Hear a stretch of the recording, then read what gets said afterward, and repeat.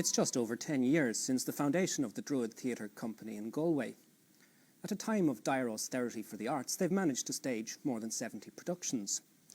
When other theatres seem to be functioning like museums for tired if eminent masterpieces, Druid rediscovered a joyous physicality in works as different as The Playboy of the Western World and The Beggar's Opera. Perhaps it was this very lack of a strong dramatic tradition which proved in the end so liberating. It meant that directors like Gary Hines, actors like Mick Lally, and audiences like those in Galway came with no stuffy preconceptions to the opening nights. The result was not naivete, but the ultimate in sophistication. So much so that by the end of the decade, the centre of gravity in Irish theatre seemed to many to have shifted from Dublin to Galway. Certainly, the trainload of critics, students and theatre lovers which pulled into the city for the opening night of Ballygon Goire was not disappointed. As Oscar Wilde might have put it, it was the audience, rather than the play, which passed the test.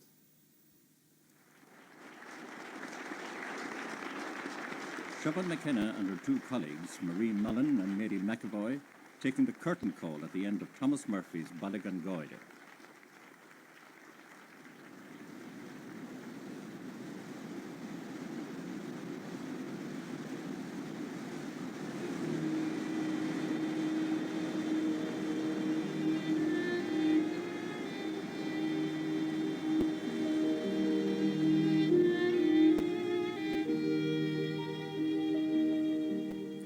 The heart of Galway city, bound by Ayr Square, the river and the docks. The docks, for so long the hub of the city's commerce, its vigour, now, like those of so many cities, largely idle, still, quiet. But the old docks still invest the city with much of its charm.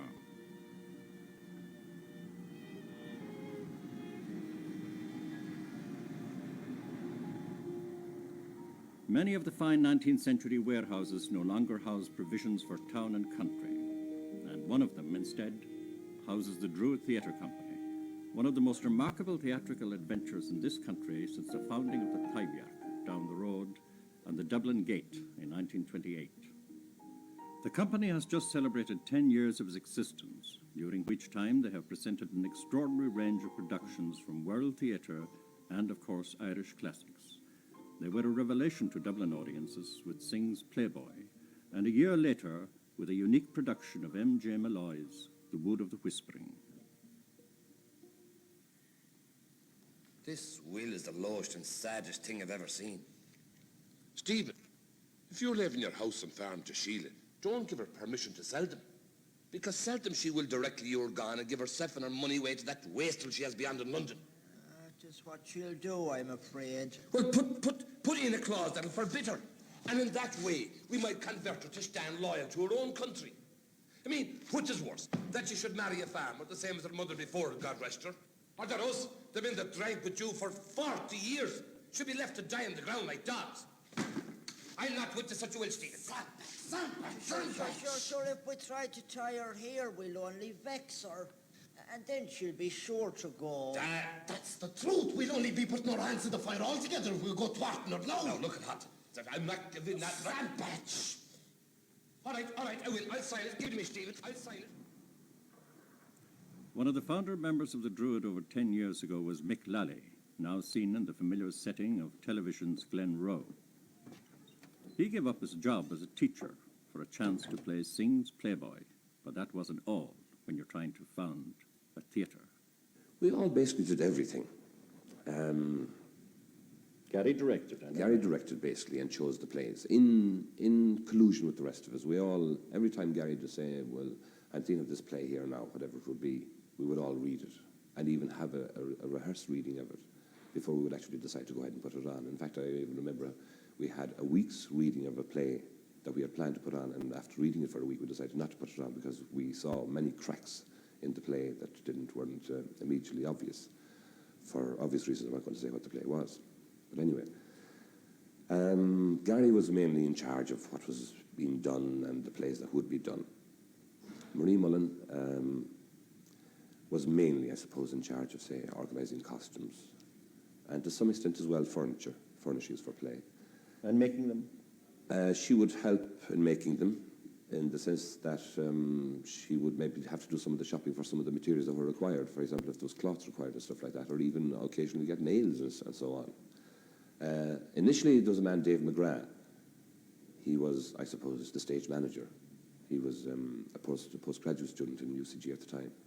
And he was very much involved with the company initially, but eventually he just had to give it up to go and get involved with the studies properly. So that when that happened, the set making and the set building and the putting up of sets and taking down of sets and so forth fell to me. So that in the course of the 2 years with Druid, as well as finding out more about acting, I began to find out a lot about carpentry as well. Did you know anything about carpentry? I didn't know the first thing about it. No, that's not totally true. I had done a carpentry course, I remember, as a child in Tormacady. And so that, I suppose, to some extent stood to me. But I was fairly strong, well able to handle the saw and the hammer and drive nails and screwdrivers and so forth, handle those sort of things. Because when we rigged out the forecastle, after moving from the Jets to the forecastle, we rigged the whole place out as a small pocket theatre. I remember that time in a very, very hot summer of '76, sawing what appeared to be acres of chipboard with a very bad saw. we didn't have the wisdom to get it properly sharpened or set. But anyway, we got through it and set it up. And I often remember when the first time I went back to Druid, after being in Dublin for a few years, and when the company had come on and got on a better footing and a bit more money, I remember a man down there, Stephen Plant, having an electrical saw. And I must say that I gazed at that for a good 10 minutes and said, my God, Druid has really come on. This seemed to be the symbol of how much they had come on to me, this possession of an electric saw.